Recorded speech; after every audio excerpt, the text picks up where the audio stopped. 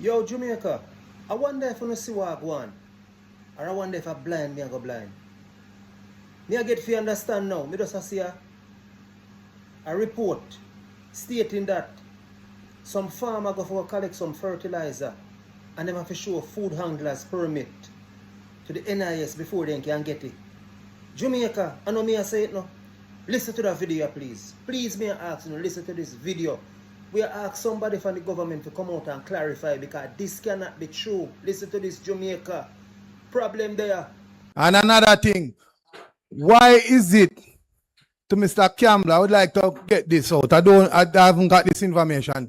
Is it a requirement now for a farmer to have food handlers permit?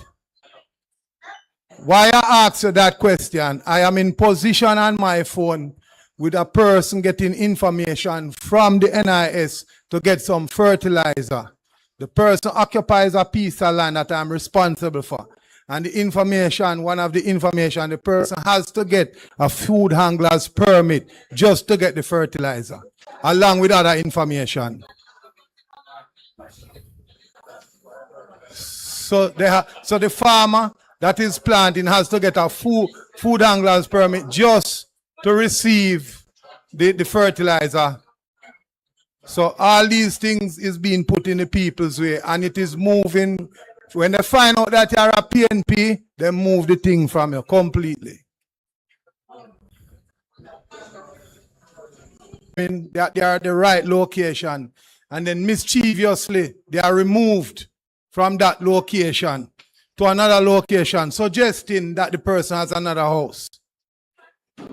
Secondly, the NIS payouts and whatever they're giving out is being political. The house rule from the soldiers is being political. There's a person that was called and confirmed, the soldier confirmed it was the right address. And weeks after when they didn't put on the roof and the person investigated, they moved it to another individual.